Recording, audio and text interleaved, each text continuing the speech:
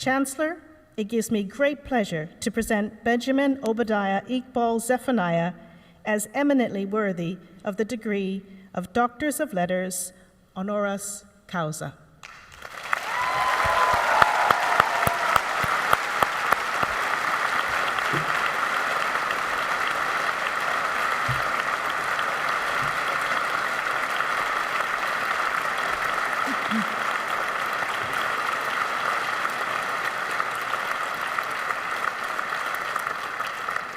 And I second everything that Laura said too.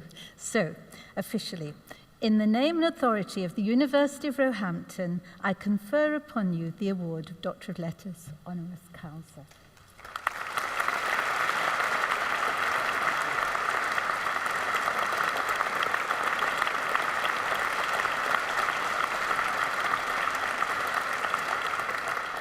Thank you all very, very much.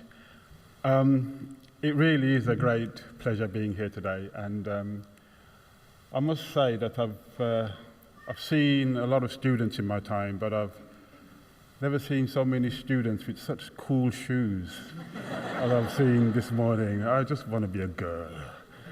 But no, it really is a pleasure, and Laura Peters, I really want to thank you for that, well, for bigging me up.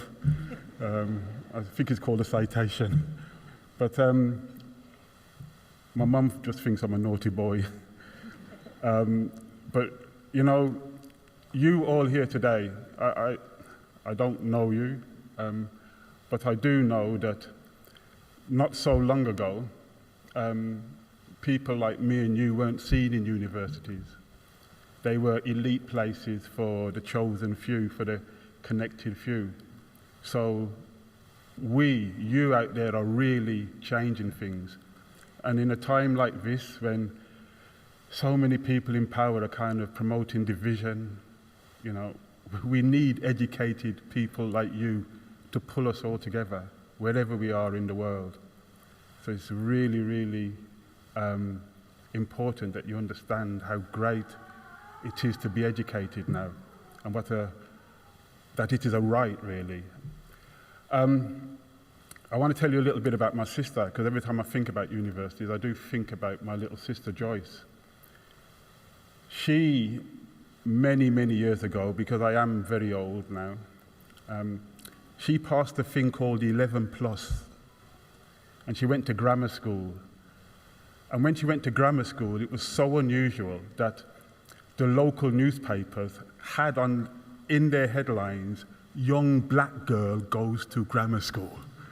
You know, it was such an unusual thing at the time.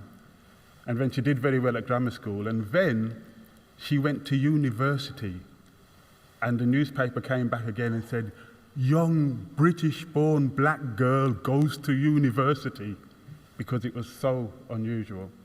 She studied law, and my mother was completely against it. My mother just didn't understand the need to go to university. She said she should be making money like the rest of us were trying to do at the time.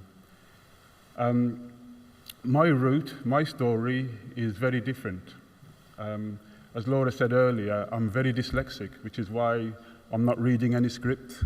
I just like to talk from my head, because if I start trying to read, I put so much energy into reading that I forget to speak from my heart.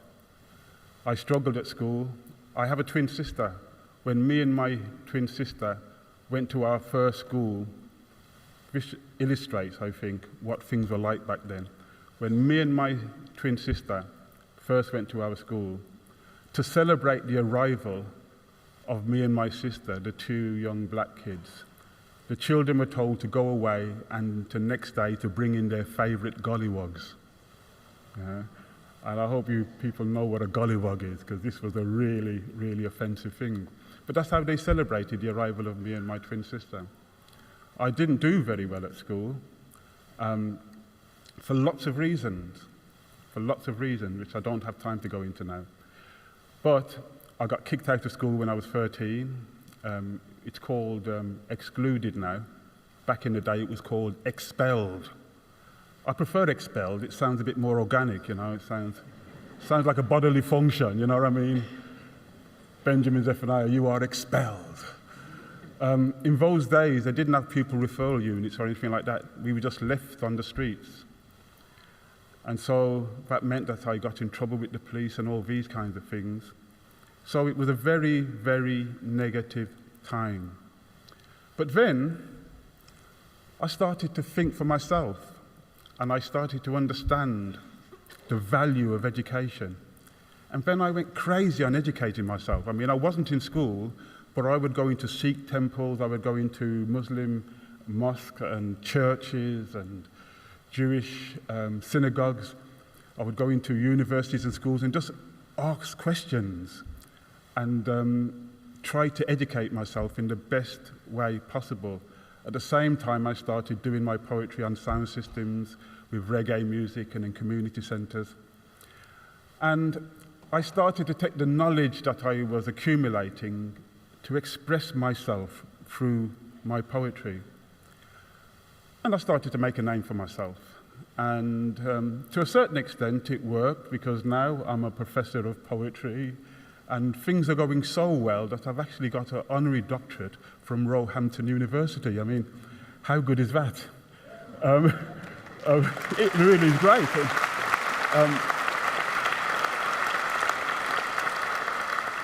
But why I'm so proud of this, and I have a couple of honorary doctorates that I've accepted before, but why I'm so proud of this is because of my journey. And I know that if I spoke to every one of you, you've all got your individual stories of how you overcame adversity, family problems, study problems, concentration problems, all these things, political problems. I won't talk about Brexit. All these problems that we have upon us now that we've somehow got to overcome, and you've done that and got here today. It's quite an amazing thing. As I was watching you all come up, I was just thinking that I was quite nervous sitting there and looking at this big piece of gold here. But I was thinking that you all should have one. You know, you should all be given one. A solid gold mace for all of you. I start lecturing now, and when I stand in front of my students, one of the first things I say to them is that on paper, you are all more educated than me. On paper. You can have a great education, you can have the qualifications, but you need something else, and that's what I want to beg you to have. You need compassion, you need humanity, you need love, you need empathy. You still need curiosity, because it doesn't matter what degree you get, it doesn't matter how highly educated you are, you can never stop learning. So it's really important that you continue this journey. But right now, the world needs more love, more curiosity. And whatever you do in your lives, whatever job you take, if you go into teaching, whatever it is, please also try to have some poetry, some creativity, some music. Because it doesn't matter how hard you work, sometimes you just need to chill out. Just chill out. I'd like to end by thanking the Vice-Chancellor and the previous Vice-Chancellor, Paul, the Chancellor, the University Council and Senate for conferring this award upon me.